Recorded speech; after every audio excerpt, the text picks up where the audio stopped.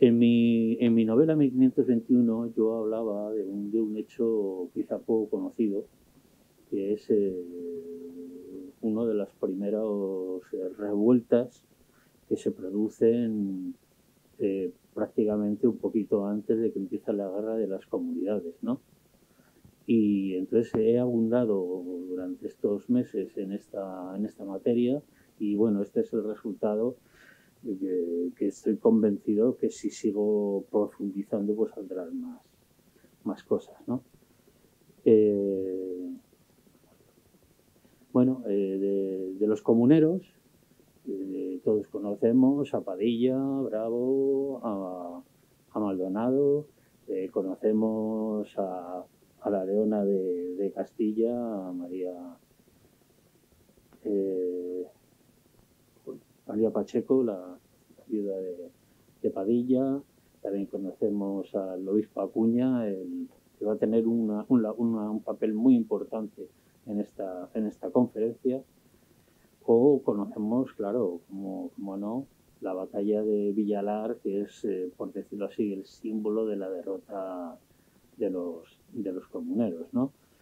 Que como decía antes Diego, es un fenómeno muy transversal, que fue sobre todo retomado en el siglo XIX con el nuevo romanticismo y a principios del siglo XX, que se han hecho muchas interpretaciones desde mi punto de vista, utilizando quizás en,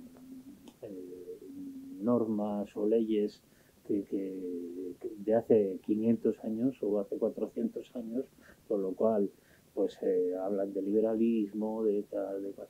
Yo creo que, como antes ha dicho el compañero, el profesor de la Universidad de Navarra, no se puede juzgar el pasado con, con las reglas del presente, ¿no? Y desde luego son muchos los libros, ¿no? Los libros que se están escribiendo, que se han escrito y que se siguen escribiendo hoy en día. Hombre, eso hay que decir que en La Rioja, siendo muy pequeñita, han salido 4 novelas, creo, el libro que ha coordinado Diego Telle y alguna publicación más. Y no sé, sería extraño que saliera alguna otra nueva publicación. Bueno, hace 2 semanas, 3 semanas, estuve en Valladolid viendo la exposición Comuneros. Es una exposición por todo lo alto, por todo lo alto. Yo venía diciendo, menos mal que me hizo caso Diego Telle, hace en el año 2019, vamos a llegar tarde, y con esto de la inacción del anterior equipo de gobierno y la excusa del COVID, con el actual equipo de gobierno, sí que se han hecho cosas, pero yo creo que hemos dejado pasar una oportunidad muy importante para haber hecho muchas más, porque que sepa yo, en Valladolid también hay COVID, y desde luego la exposición que, que yo pude ver ahí, pues la verdad es que estaba bien, estaba muy bien presupuestada y con obras realmente magníficas, como el cuadro que hemos visto antes, ¿no? De XR, ¿no? Quizás han intentado en esta exposición contar hechos y no interpretaciones, lo cual es un acierto por parte de quien ha organizado esta exposición, excepto esto que estamos viendo aquí, ¿no? Dice que la Junta de Procuradores, que es el primer proyecto de constitución de la historia, que quedó inmortalizado negro sobre blanco en la ley perpetua de Ávila de 1520. Como digo, no se puede juzgar. ¿Cómo vamos a hablar de una constitución en el siglo XVI? Es como hablar yo qué sé, del Código de Hammurabi, ¿no? Como una constitución muchos siglos antes de Cristo, ¿no? Quizás es el único pega que yo le achaco a la exposición, que recomiendo. Y de paso, si vais por Valladolid y no conocéis el Museo Nacional de Escultura, por favor, daros una vuelta, porque es una de las maravillas del mundo. Es verdad que el fenómeno comunero fue importantísimo, fue mucho más conocido y estudiado que el cerco o el asedio de Logroño, es verdad. Es verdad que el potencial que tiene Castilla y León, no solo Castilla y León, sino también Toledo y tal, es mucho mayor que el que tiene la Rioja, ¿no? Y además hay que tener en cuenta que no solo en Valladolid se ha hecho esta exposición, sino que se han hecho muchísimas otras cosas en Ávila, en Segovia, en Toledo, en Soria, en Burgos. O sea, el fenómeno comunero de 1521 pues está teniendo repercusión con congresos, conferencias. Aquí se ha hecho algo, pero como sigo diciendo, creo que es una nueva vocación perdida, ¿no? Todavía cuando en Google entras y pides quinto centenario del Ayuntamiento de Logroño, sale esto, que es una, no sé cómo llamarlo, es una especie de folleto que se hizo hace ya unos años, que tiene unos errores históricos realmente notables y que yo y mucha gente más pedimos ya hace mucho tiempo que por favor que lo retiraran de la web, porque es que no, es que confunde completamente, pero por desgracia ahí sí lo he puesto. Y luego ya, pues ya rizando ya el rizo, pues también se hizo con muy buena voluntad, porque lo sé, pero una especie como de romance de lo que había ocurrido, pero basándose en los antiguas, lo que se sabía antes, e incluso cometiendo errores históricos de bulto, ¿no? Bueno, es la buena voluntad, pero bueno, si la gente que ha leído esto, que solo se buzonearon, perdón, más de 50.000 ejemplares, pues es que va a tener una visión nada científica ni real de lo que ocurrió en 1521. Lo que bueno, quería comentar una cosita nada más de esto. Antes se lo decía a Diego Telles. En los últimos 2 años hemos sabido mucho más de lo que pasó y ocurrió realmente en 1521 que en los 5 siglos anteriores. Y yo creo que una vez abierta esta espita, vamos a seguir sabiendo muchas más cosas. Lo bueno que ha tenido, eso sí, 1521 es que la gente de la calle y también los profesionales se han interesado un poco más y por lo menos se ha removido esa conciencia de saber lo que realmente ocurrió, ¿no? Bueno, aquí tenemos a la familia Habsburgo, con Maximiliano, con el, perdón, con el Carlos. Lo tenemos muy joven. Y claro, yo me pregunto una cosa. ¿Realmente la llegada de los Habsburgo, de los Austria, pudo generar el conflicto comunero tal y como lo conocemos? No solo de protestas, sino también una guerra muy cruenta, ¿no? Hay que tener en cuenta que entre unas cosas y otras, Carlos I, perdón, no llega a España hasta 1517 finales y la primera, como luego vamos a ver, la primera revuelta ya se produce al año siguiente y en el año 20 estalla la guerra. En 2 años ha sido capaz un solo rey, por muchas barbaridades que haya hecho, de organizar un movimiento comunero tal y como lo hemos visto. Vamos a ver. Bueno, es verdad que durante la época de los Reyes Católicos se vivió una época de paz, pero a principios ya del siglo XVI pues ocurrieron muchas cosas, aparte del tema navarro que hemos abordado antes, ¿no?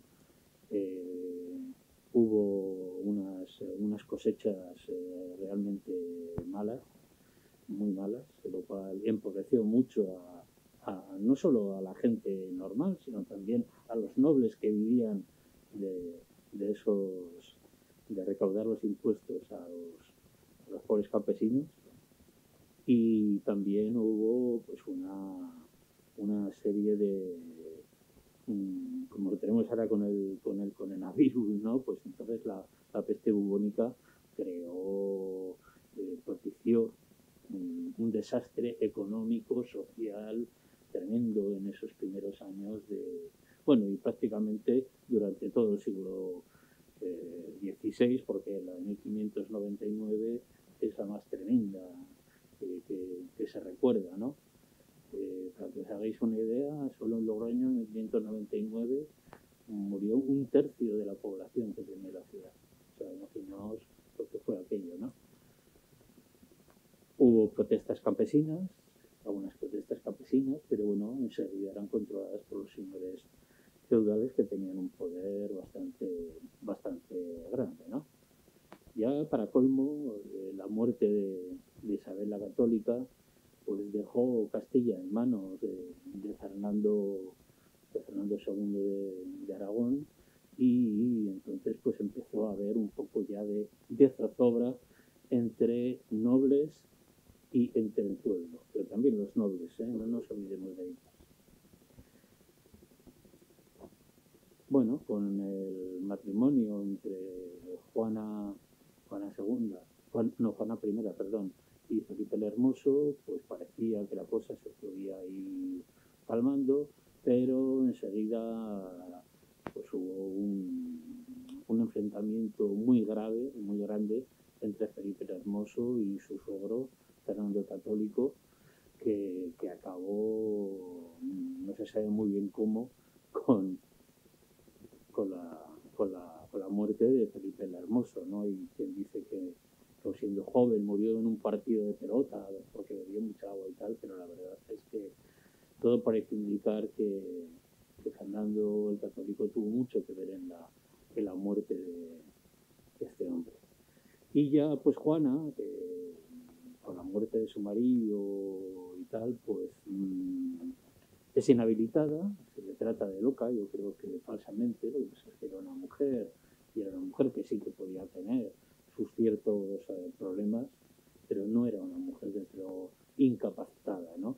Con lo cual, pues ahí el poder se convierte absolutamente se queda en manos de Fernando de Aragón, que también controla Castilla y que en 1512, como hemos sabido antes, pues conquista Navarra con el duque de Alba al frente y con una facilidad bastante grande. Se escucha bien, ¿verdad?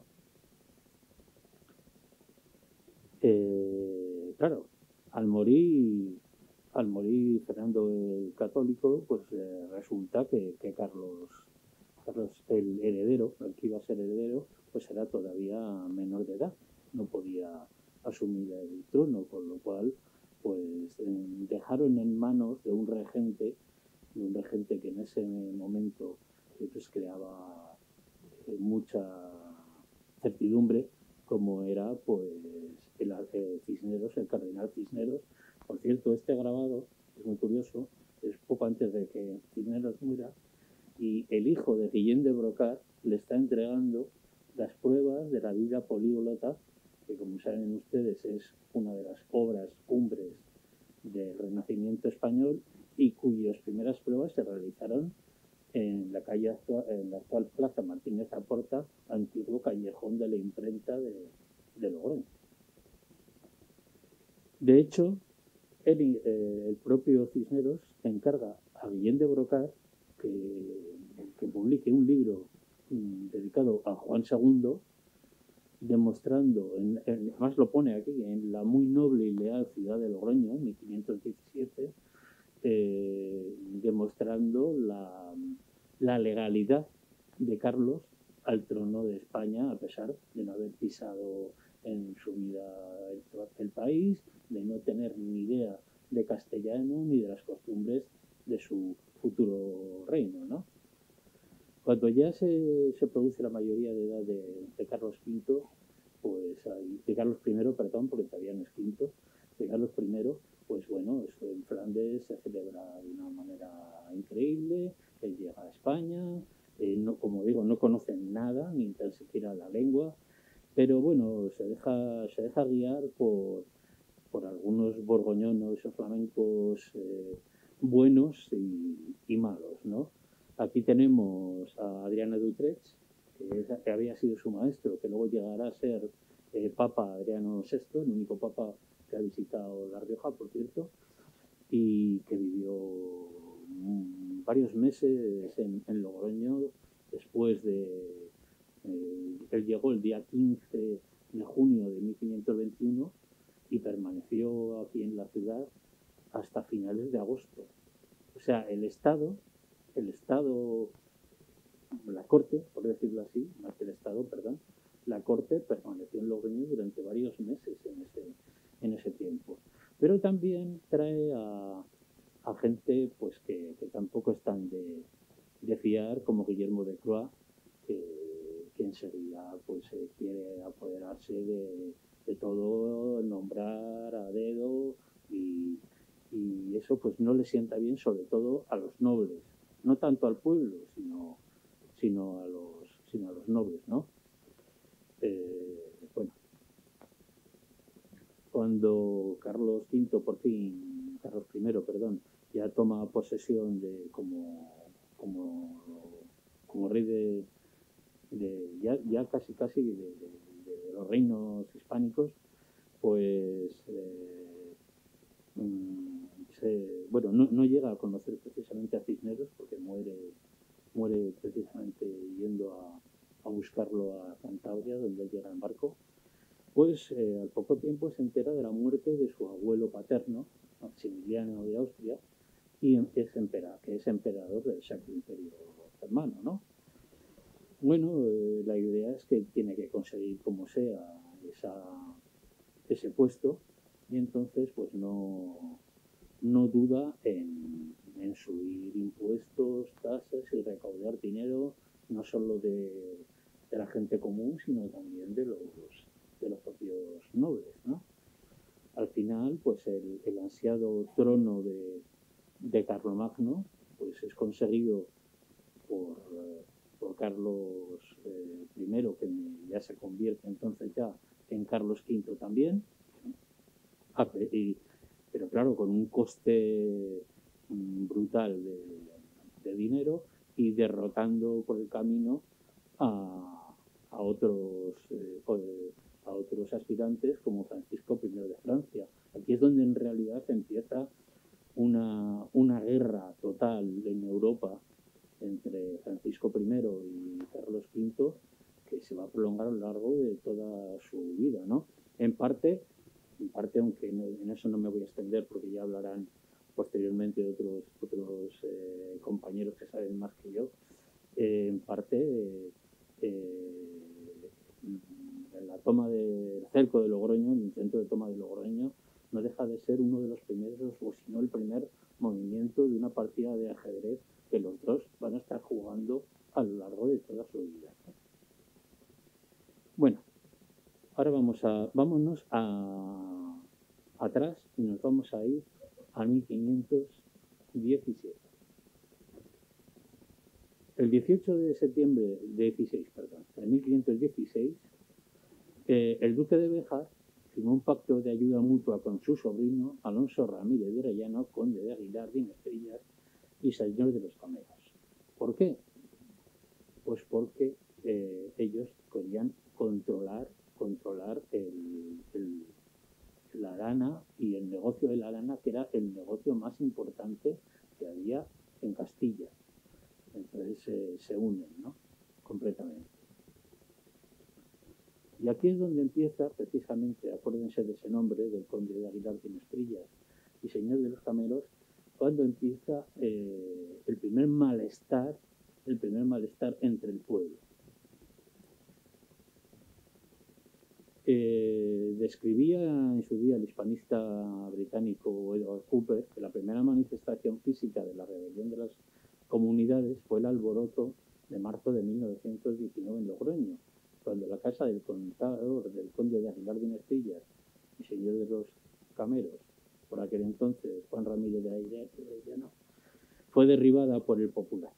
Y también los insurrectos hostigaron el monasterio de Valbuena. Aquí tenemos un dibujo recreativo de lo que pudo ser ese ataque, que está dibujado por Manuel Romero, el mismo autor de la portada de la novela 1521. Bueno, y aquí tenemos una de las últimas fotografías, si no la última, del antiguo convento de Valbuena, que es el famoso, que si lo levantamos, que si ponemos coches encima, a ver qué hacemos con esto. Y al lado estaba el Palacio de la Inquisición, que del cual todavía no se ha hablado nada, ¿no? Precisamente coincide el incidente de Logroño con la primera chispa que salta en la rebelión de las Germanías, que también saltan por un problema económico. En este caso, pues ya quizá no de tanto de lana, pero sí de trigo o de otra serie de productos que eran muy importantes, ¿no? Y entonces se saquea en Valencia la casa del maestre de Montesa, Francesc Bernat Espuig. Bueno, y mientras pues está Logroño, que está esperando a ver qué ocurre, porque ha habido un motín muy fuerte, incluso ya veremos que hubo incluso hasta una muerte, y hay un miedo de que haya represión. Había habido algún motín, más o menos, pero un motín de esa envergadura no lo había habido todavía. Por eso Cooper dice que Logroño quizás sea la primera chispa donde salta la guerra de las comunidades. ¿Y por qué lo dice? Pues muy fácil. Porque la corona, sabiendo de la gravedad de ese tumulto, mandan nada más ni nada menos que al alcalde regidor Rodrigo Ronquillo. Quédense con este nombre porque luego va a ser muy importante. Y ahí la importancia que la corte, tanto el rey como Adriano Dutrés como Croix, pues mandan a este hombre ahí en Logroño, ¿no? Bueno, Ronquillo manda su informe ante la Cámara de Castilla, que más o menos se puede resumir en que allá los de Logroño, que procuran decolorar sus delitos, diciendo que fue hecho a voz de ciudad para excusarse del castigo y de las penas particulares, y yo procuro lo contrario, y así parecerá en el proceso que la rebelión es cosa de particulares. Aquí lo tenemos con su propia firma, ¿no? Ronquillo luego es un personaje que fue recuperado sobre todo en el siglo XIX y que, vamos, hay muchísima literatura sobre él, pues un personaje implacable y cruel incluso a veces con la justicia que aplicó, ¿no? Pero ese movimiento de Logroño y también del norte de Soria, que también se produce, porque en ese momento las separaciones geográficas o políticas no eran tan importantes como pueden serlo ahora, hace que en Segovia empiece a haber también un malestar, y es precisamente Juan Bravo el que encabeza esta protesta. Juan Bravo ya no es uno cualquiera, como luego vamos a ver que tampoco eran unos cualquiera los que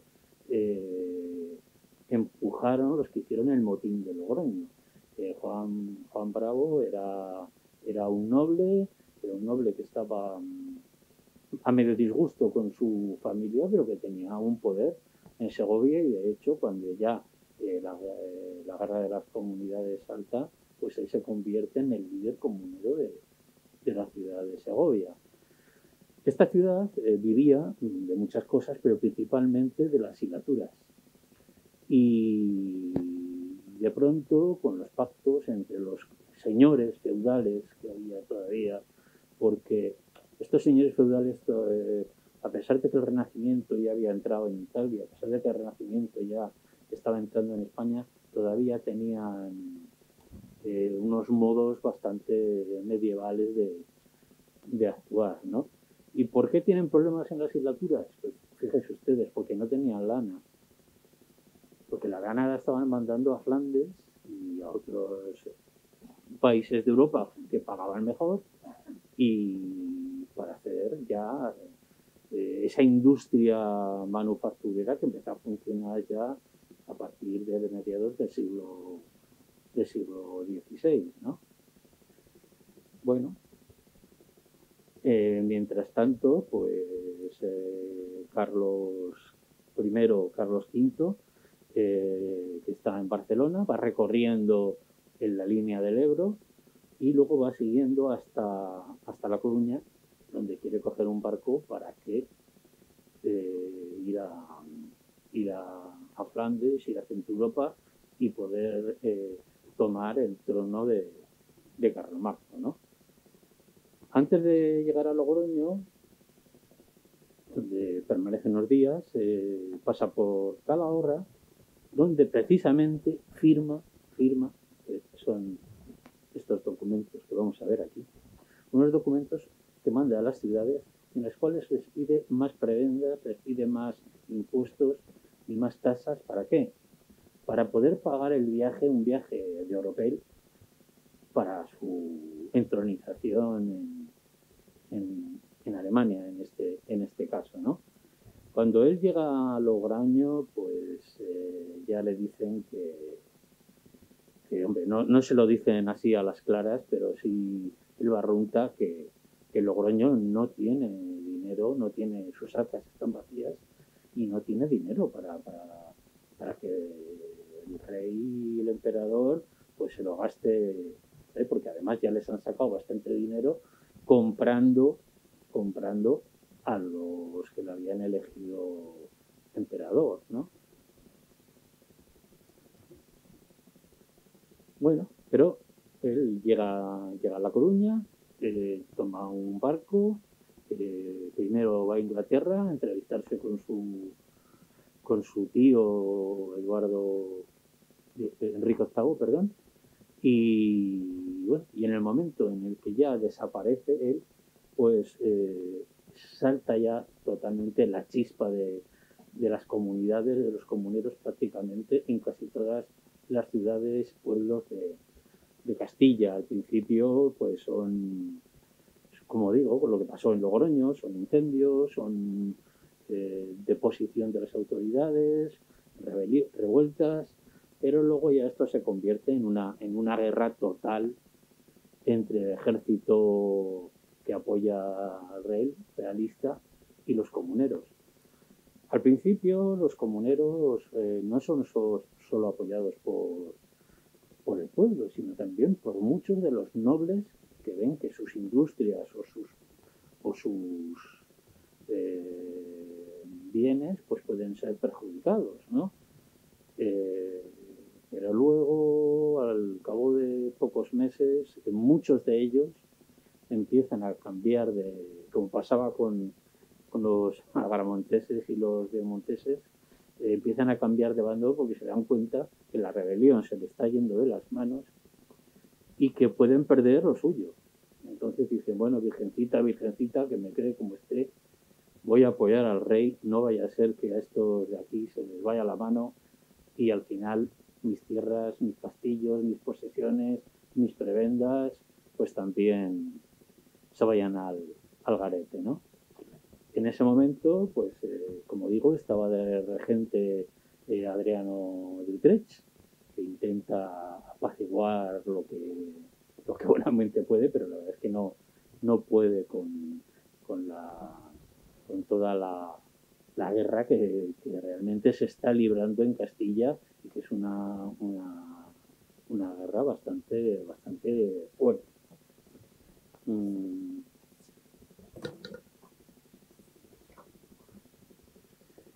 La Rioja, bueno, pues en La Rioja el Logroño tiene miedo, porque sabe perfectamente, el alcalde Ronquillo ha apuntado los nombres de los que habían participado principalmente en la revuelta del 1519, y entonces pues ese miedo paraliza de momento, no se van ni a un sitio ni a otro, permanecen así porque saben que si se rebelan van a venir y se van a cortar la cabeza directamente.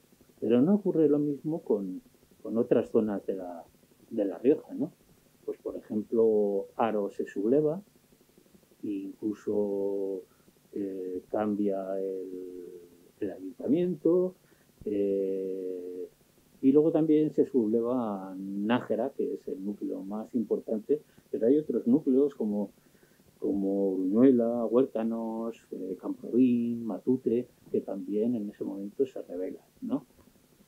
En cuanto el duque de Nájera conoce la rebelión que se está produciendo en su ciudad, pues inmediatamente recluta un ejército realmente importante y entra en Nájera. Este es un plano que aporta Diego Tellez en su estudio, de cómo preparan el ataque contra los insurgentes en Nájera, ¿no?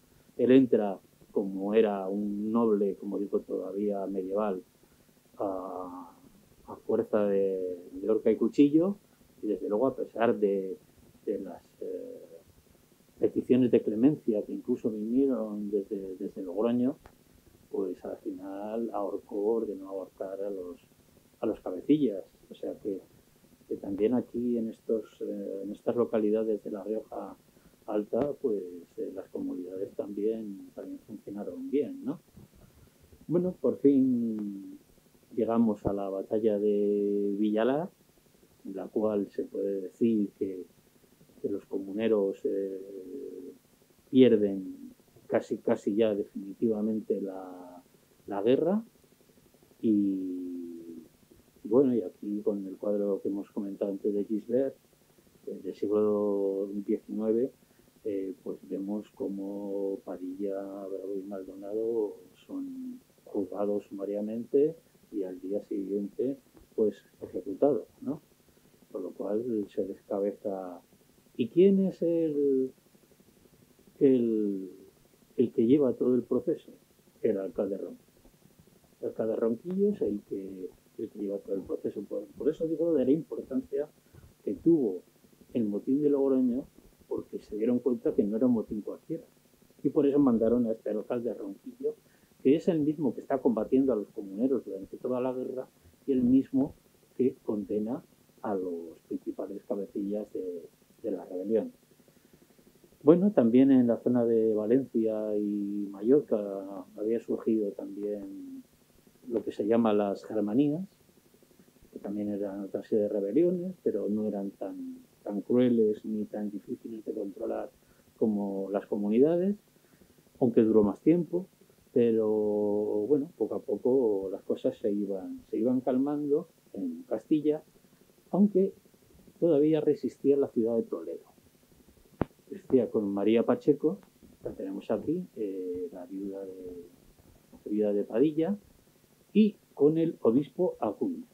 Acuña había ido a Toledo, en teoría, según él, a ayudar a la viuda de Padilla, pero en realidad lo que estaba buscando era la mitra de Toledo, que era importantísima, era la más importante de la península ibérica, y además para apropiarse de la cantidad de riquezas que tenía esa diócesis, ¿no?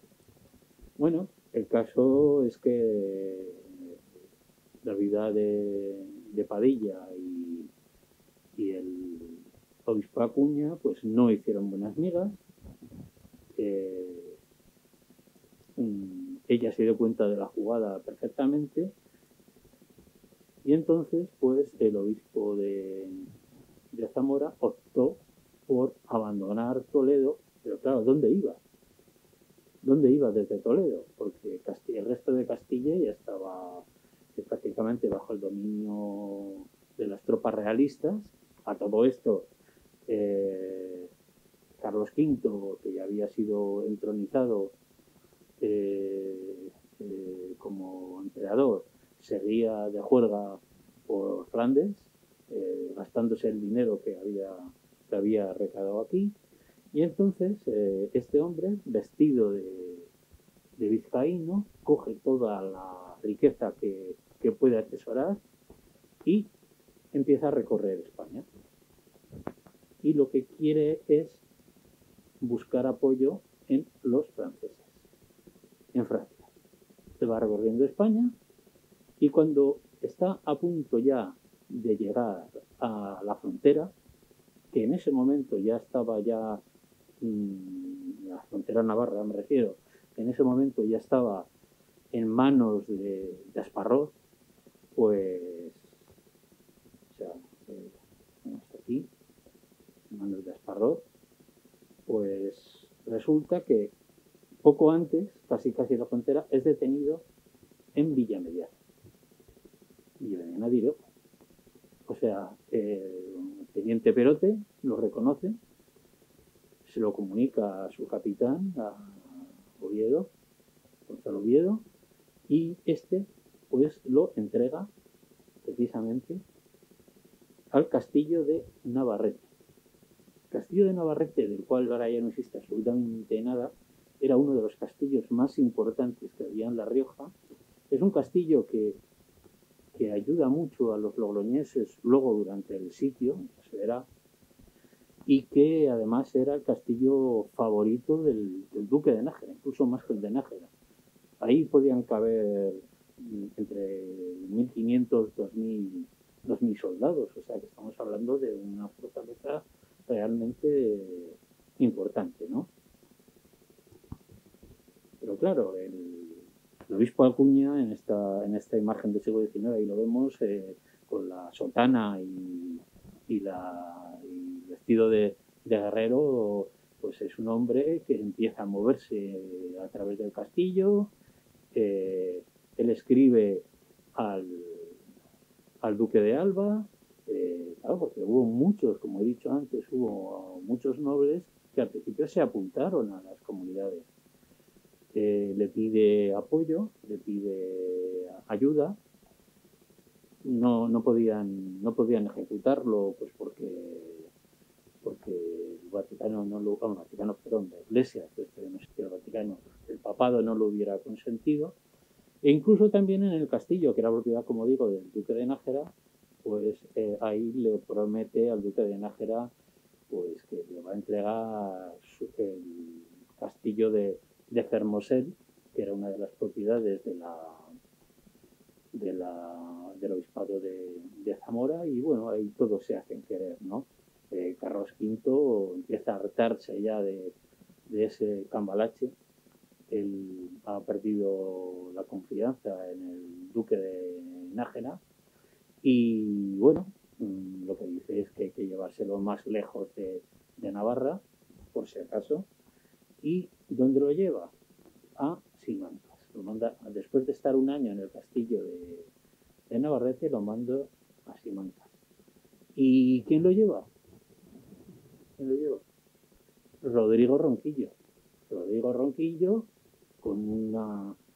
de una forma bastante peculiar, con muy poca gente, a su cargo lo lleva precisamente al castillo de Simancas, donde bueno, ya queda recluido.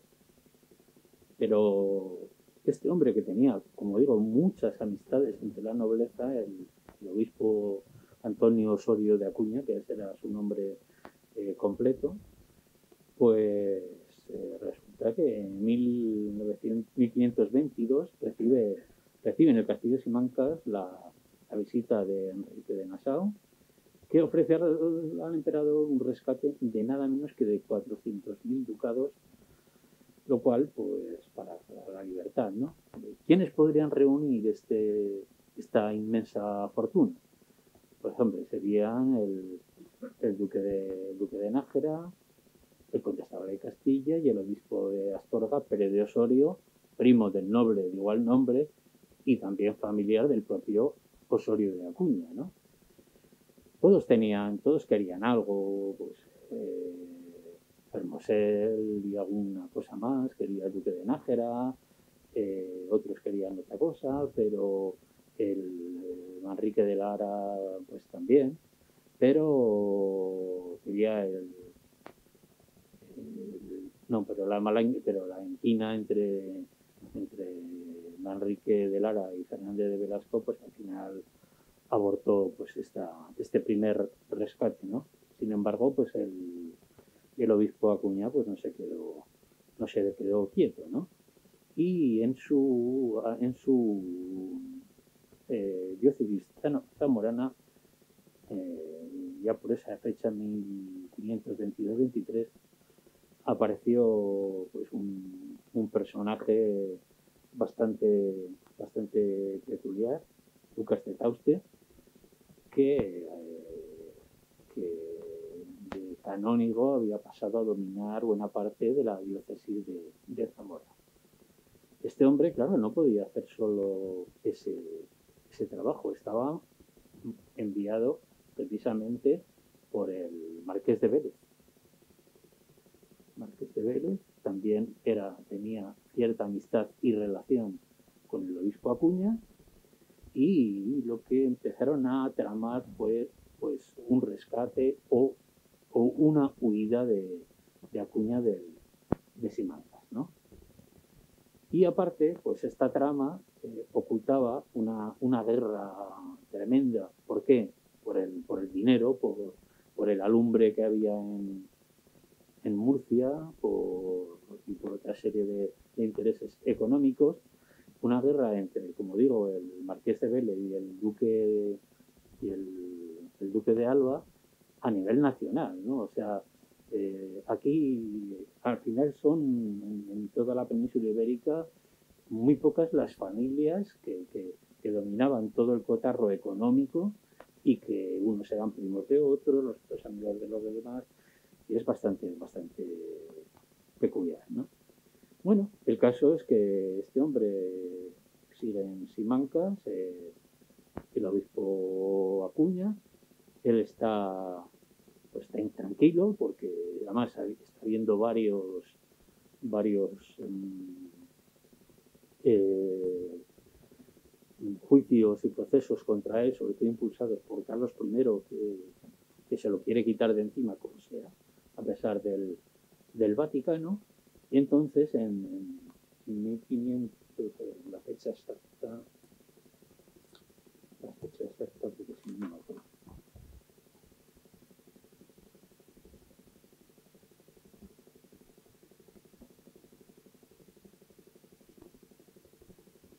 Sí, el 25 de febrero de 1526, pues el obispo Acuña asesinó a Mendo Noguerol, al alcalde de Simancas, e intenta huir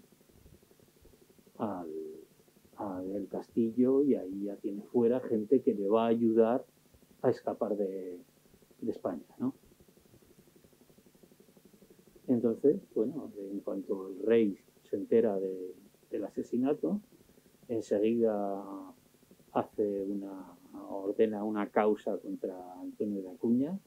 ¿Y a quién se la encarga? Pues efectivamente a Rodrigo Ronquillo. Rodrigo Ronquillo hace un juicio sumarísimo en Simancas, y ordena que el obispo sea agarrotado y luego colgado su cuerpo en una de las almenas del castillo de Simancas, ¿no? Ahora vamos a retroceder un momento a 1523. La guerra de las comunidades, excepto cuatro díscolos, estaba acabada. Carlos V ya había vuelto a España, y a Logroño pasa por Logroño para agradecerle sus servicios en contra del rey francés y del ataque franco-navarro. Y bueno, hace que una serie de prebendas, pues tenga la ciudad, una ciudad que Logroño entonces era una ciudad de segunda fila dentro de Castilla y que lo que quería es jugar en la Champions League de las ciudades castellanas, ¿no? Y por eso le concede, entre otras cosas, las 3 flores de lis, que es un símbolo de poder tremendo, el poder tener en tu escudo las flores de lis de tu enemigo al cual has vencido honorablemente. Eso da más poder quizá que otras prebendas, ¿no? Bueno, y ahora resulta que, claro, en enero de 1926, poco antes de lo que hemos hablado, del crimen del obispo Acuña, pues resulta que hay un encastillamiento en la iglesia de Santiago de Logroño. Los responsables son apellidos todos conocidos: López de Vega. Decía, qué mal estoy viendo, si es que no me tengo de falta. Perdón.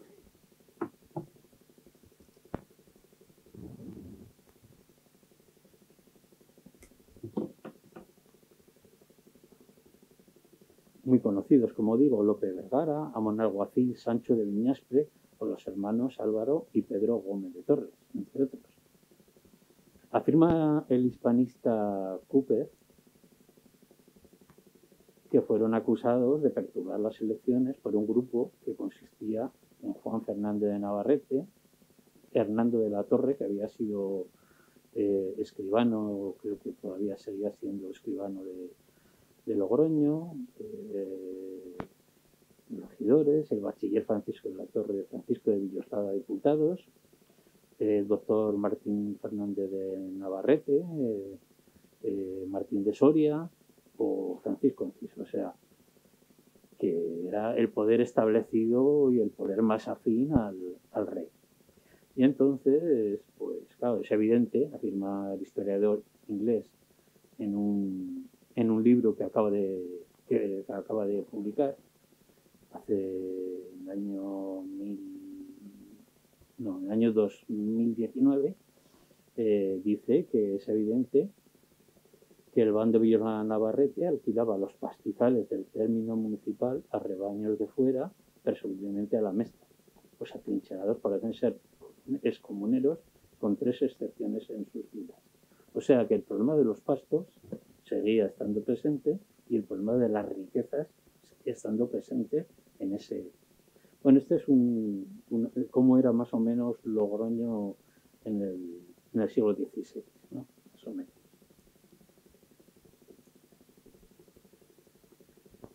Punto y final. No, punto y aparte. Hace poco una serie de investigadores presentaron a la universidad y al ayuntamiento de Logroño un corpus documental con motivo del 5º centenario del sitio de Logroño, ¿no? Y con eso de sostenella y no enmendalla, pues han mantenido la investigación, lo que ya dijeron en una rueda de prensa hace varios meses y que fue bastante desafortunada. ¿Por qué? La investigación sobre el sitio de Logroño de 1521 desmiente uno de los principales mitos de la serie. ¿Cuál era, según ellos? Pues que Logroño no fue rescatada por el duque de Nájera, sino que el ejército era comandado por el conde de Haro y el condestable de Castilla, ¿no? Bueno, para ese viaje no hacía falta ninguna alforja, porque Alvía de Castro, que es de los primeros que habla de esto, ya en 1636, como lo pueden ver aquí en rojo, dice que el ejército, que el condestable, el almirante de Castilla, gobernadores de ella, para oponerse al francés, y fueron a socorrer a Logroño. Eso ya lo sabían. Pero claro, él ningunea una serie de, los autores de este prólogo extenso del documento, que todo se ha dicho de paso, es importante porque compila muchos de los documentos que son de la época y que sirven para más adelante seguir trabajando sobre la historia de de la ciudad, pero en ese prólogo, como digo, pues los autores se olvidan de citar, por ejemplo, una carta original del cardenal de Tortosa, que era regente, en la cual dice: el duque de Nájera y el dicho condestable de Navarra, el conde de Lerín, del cual hemos estado hablando antes, ya se han adelantado y cierto sirven muy bien, y vuestra Alteza deben mercedes a ellos. O sea, esto para él no tiene ningún valor. O sea, que el regente del reino diga que está, por cierto, fechado en Santo Domingo de la Calzada el día 11 de junio. Dice que ya está adelantado, no tiene ningún valor, ¿no? Luego tenemos el resumen de la carta que el duque de Nájera envía al emperador desde Ocón ya el 30 de agosto de 1521, tras haber caído ya en desgracia, porque, como he dicho, el duque de Nájera y el condestable de Castilla no se podían ni ver, como casi todos los nobles. En Navarra no era solo una excepción, en el resto en Castilla, en Andalucía, en Murcia, en Valencia, ocurría exactamente lo mismo con los nombres, ¿no? No voy a leer todo, pero voy a leer lo que está en rojo, ¿no? Y en esto llegué yo a Logroño, claro. Como sabéis, con la gente de mi tierra y casa, que estaba en Navarrete, como digo, su castillo favorito, y con la artillería de su majestad, y los franceses se acabaron de retirar y pasaron a Navarra y se pusieron en el soto que dicen del rey, a legua y media o dos de aquella ciudad. Y después, pues, de puestos allí, llegó el cardenal a Logroño, otro día el almirante y después el condestable. O sea, que demuestra perfectamente de que él llegó el primero. Claro, los autores del prólogo parece que le hacen más caso al condestable de Castilla que al duque de Nájera.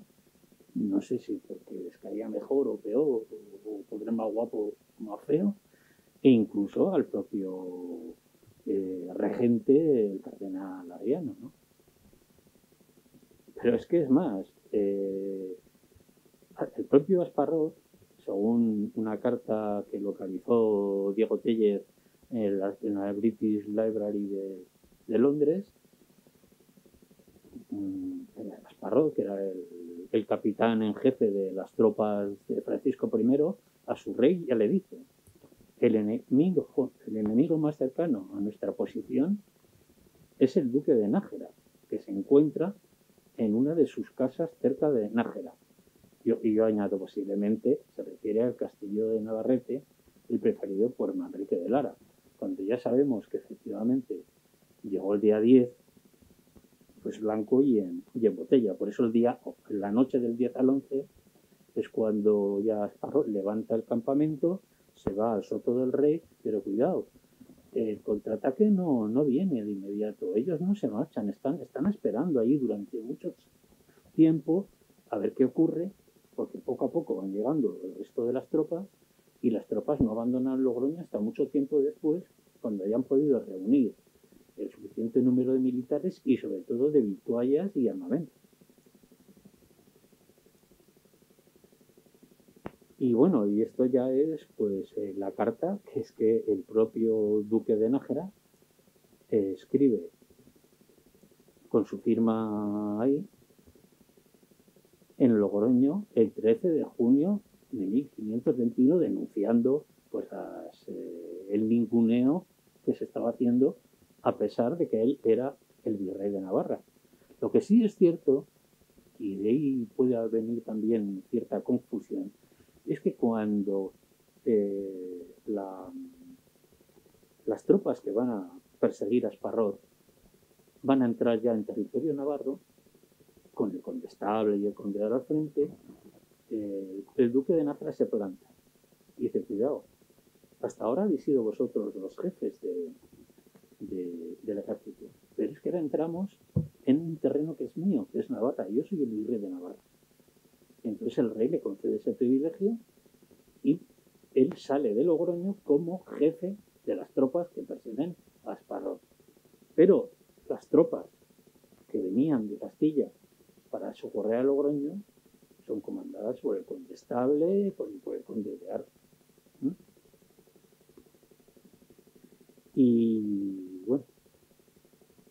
creo que es bastante irrefutable, la verdad.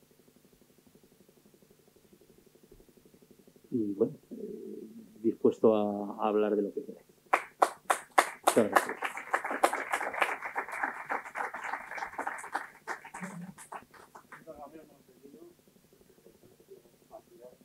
Tenemos 5 minutillos para preguntas, un poco más porque tenemos luego que cerrar la sala.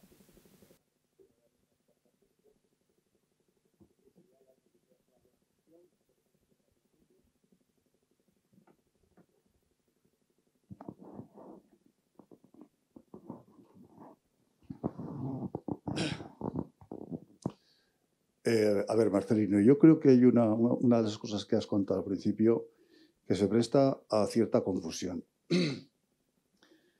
Porque se sabe con plena conciencia que al calor del movimiento comunero, digamos que aprovechando la especie de anarquía, quizás sea un poco exagerado decirlo así, pero bueno, el pequeño desbarajuste que se crea en el Reino de Castilla, digamos que paralelamente al movimiento comunero, que es un movimiento de la gente castellana, digamos, dirigida o liderada por algunos nobles, Bravo, Padilla, Bravo, Maldonado o hidalgos, contra los abusos de los flamencos que han llegado acompañando a Carlos I. Digo que paralelamente a ese movimiento comunero de las comunidades contra los abusos de los cortesanos del rey, se produce también, digamos, una lucha antiseñorial, que hay.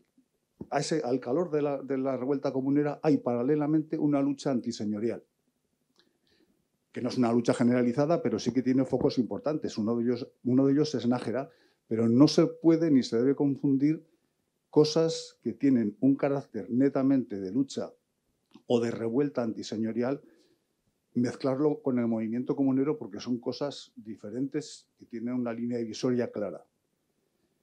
Lo que has contado del duque de Nájera, que viene con un ejército y entra en Nájera a sangre y fuego y le tratan de parar los pies y aún así ahorca a los 8 cabecillas, eso no tiene nada que ver con el movimiento comunero.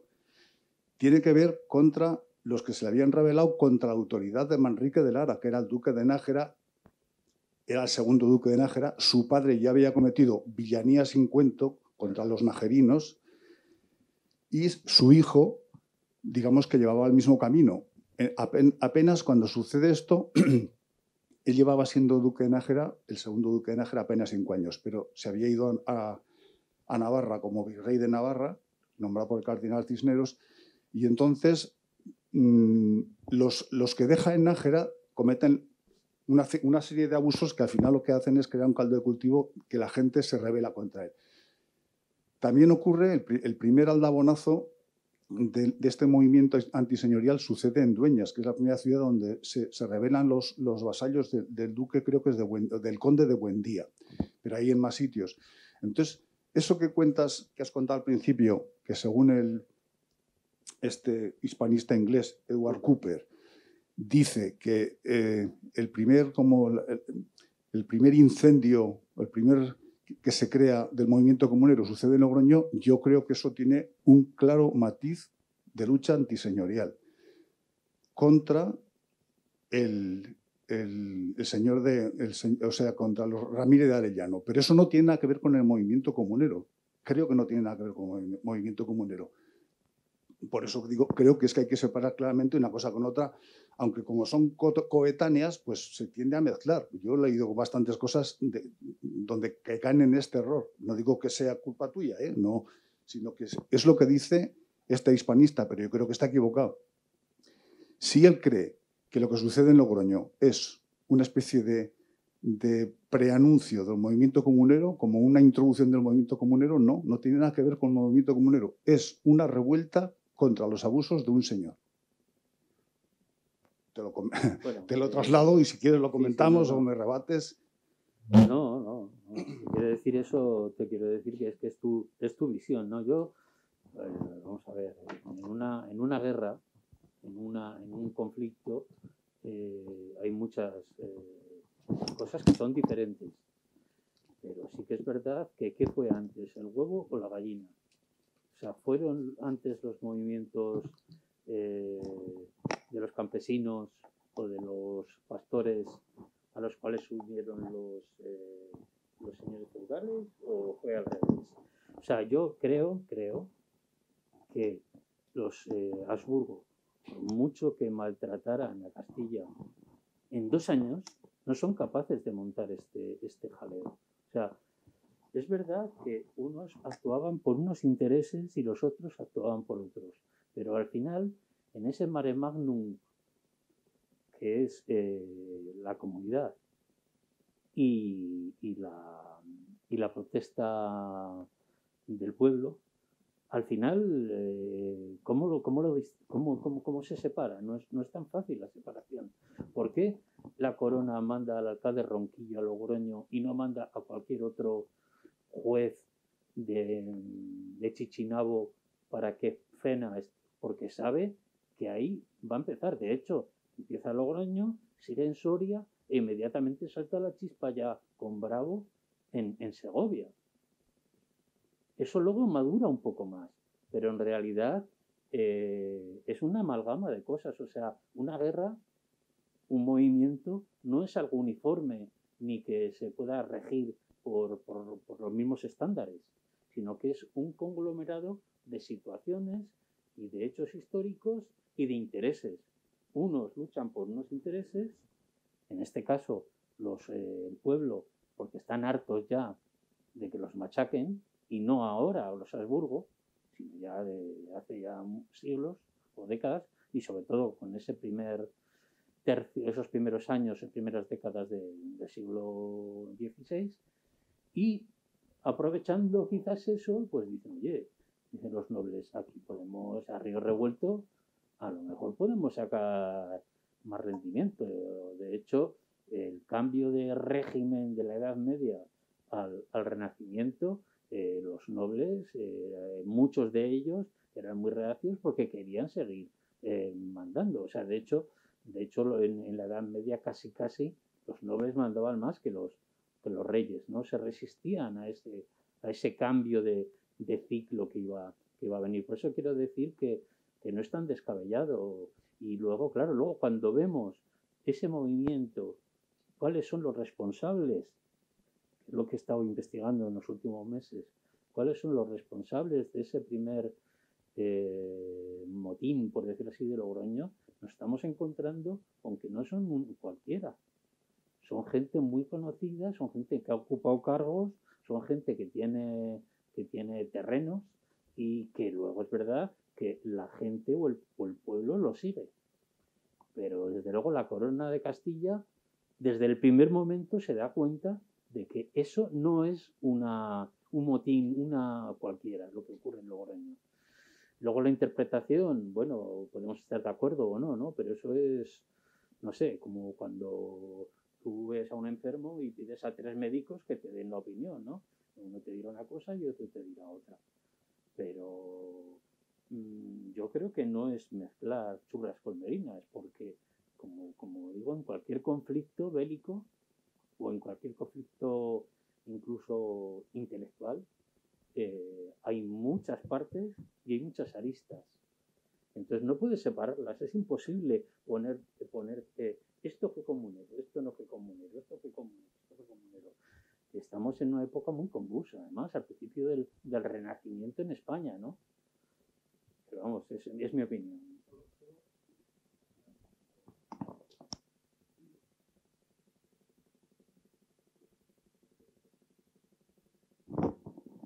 A ver, solo un matiz. Y voy a centrarme en Nájera, que es lo que mejor conozco. Es verdad que en Nájera hubo una sensibilidad comunera, de apoyo a los comuneros. De hecho, parece ser que en el memorial del pleito que yo utilicé en el libro sobre los duques de Nájera... Que lo he leído. Sí. Y que está genial. Gracias. Bueno, hay un momento, se cuenta que los najerinos gritaban «Viva Padilla, que nos quita los pechos», o sea, los impuestos de Castilla. Con lo cual había una sensibilidad comunera. Pero eso, digamos que junto a eso, paralelamente, mezclado con ello, como quieras, había un una rebelión contra los abusos del duque, pero que eso pasó en más sitios. Yo no digo que haya que establecer una línea divisoria, pero hay cosas claras que son revuelta antiseñorial y que no tiene o tiene poco que ver con el movimiento comunero, aunque es cierto que una vez que se extiende el movimiento comunero como una mancha de aceite, ya se mezcla todo. Pero es verdad que algunos aprovechan digamos, esa confusión que existe en el Reino de Castilla aprovechan para rebelarse contra los abusos de los señores. De hecho, tú sabes que en Nájera, al final, el primer conato dentro de la Guerra de las Comunidades no se produce en Nájera, sino se produce en Haro. En Haro, sí. Y muchos de Haro, cuando ya llega el condestable de Castilla con tropas de Vitoria, algunos huyen a Nájera a seguir montando con los de Nájera la rebelión y los pueblos de alrededor, ¿no? No es casualidad. Sí, pero vamos, y con esto acabo. No quería yo polarizar este turno de preguntas. La gente de Nájera, un grupo numeroso, asaltan el Alcázar, que era donde tenía el palacio del duque de Nájera, y el castillo. Sí. Incluso ahorcan a 8 de los cabecillas.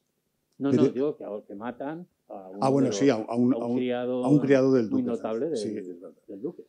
Pero ellos lo que quieren sobre todo es encontrar el documento en el que se basa el duque para decir que los reyes católicos le habían concedido el ducado.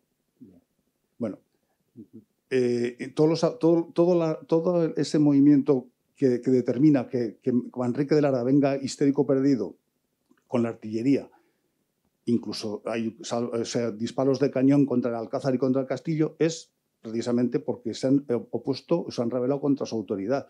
Pero eso es descontextualizado el movimiento comunero. Eso es una lucha del duque contra los vasallos que le están siendo infieles. Pero que es que, no quiero centrarme en el caso de Nájera, es que estos se dan en bastantes más sitios. Y todo ello dentro del contexto de la guerra de las comunidades. Con eso acabo. ¿Alguien más? Sí, en el documento has dicho que estaba el duque de Nájera en Navarrete, ¿no? En el castillo posiblemente, como el 5 de junio, una cosa así, que no llegó hasta aquí, a Logroño, hasta vamos a ver. Él está... Yo lo que te quería decir es si estaba tan cerca, ¿por qué no vino antes? No, vamos a ver. Él es el virrey de Navarra. Cuando está la guerra de las comunidades, el rey y el condestable le piden tropas. Él manda todas las tropas, o casi todas las tropas que tiene en Navarra, que entonces estaba en paz, para ayudar a la rebelión de los comuneros. Y él se suma a esa rebelión. Cuando salta la chispa y viene a Esparrós, él va a Pamplona. En Pamplona ve que corre peligro su vida, se escapa y va a Segovia. Dicen que vaya a Segovia a reunirse con los demás, ¿no?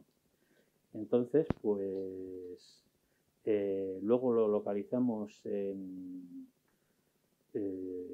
no me acuerdo dónde es cerca de La Rioja, en Belorado o por ahí, y luego él va a Amusco, que es en Palencia, muy cerca de Fronista. Amusco era una de sus tierras. Se supone que iba a coger material y ya el día 9-10 él ya está en Navarrete. Ten en cuenta una cosa, el castillo de Navarrete, con su hijo al mando, había estado ya aprovisionando de ejército, de soldados, a los que estaban en Logroño. De hecho, Asparrós se plantea atacar Navarrete. En su carta de 6 de junio, una de las cartas que está conservada en Biblioteca Nacional Francesa, y él expone su plan de atacar alguna localidad riojana, él habla de Logroño o Navarrete. Bien ha dicho Marcelino que era una plaza fuerte importante, Navarrete, con un castillo y su favorita, fuerte. De hecho... Y lo que ocurre no lo explica el porqué. Bueno, sí lo explica en la de 8 de junio, en la carta perdida que yo digo de Asparrós, ¿no? Pero ya encontrada en la British Library.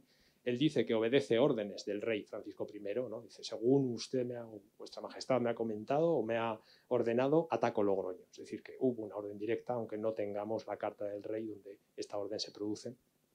Y decía atacar Logroño, es lógico también. Si ataca Navarrete se sitúa entre los fuegos, mientras que si ataca Logroño estratégicamente, luego puede continuar, ¿no? Camino de Santiago en dirección a Burgos. O sea que tiene todo el sentido del mundo. También tengan en cuenta, otra cuestión importante de Navarrete, es que hay menciones a una fuerza de hostigamiento exterior a la que se concentra en Logroño. En Logroño se concentran entre 3.000 y 4.000 soldados en varios contingentes que van llegando, lo veremos mañana en mi charla, pero en Navarrete hay otros 2.000, dicen. ¿Al mando de quién? Al mando del hijo del duque de Nájera, ¿no? Que efectivamente el papel de Navarrete es fundamental. Sí. Bueno, yo me tenía que ausentar por una cuestión de medios de comunicación, que como bien sabes, Marcelino, porque eres del gremio, pues no se puede desatender, así que pido disculpas. No tenemos mucho tiempo para preguntas. Si hay alguna breve, rápida, porque tenemos que desalojar para las 2, son horarios de la biblioteca. Y si no la hay, reconociendo a Marcelino lo interesante de su charla y agradeciendo las contribuciones del público, pues os emplazo o les emplazo a la sesión de tarde. Les voy a pedir que sean extraordinariamente puntuales. La Biblioteca Rafael Azcona en estas fechas no abre por las tardes, entonces tenemos que tener un control de acceso pues, lo más estricto posible y cerrar la puerta entre los distintos actos. Así que, por favor, si son estrictamente puntuales, se lo agradeceríamos para poder acceder, cerrar la puerta y llevar pues, con total normalidad el orden habitual de las intervenciones. Muchas gracias y hasta la tarde.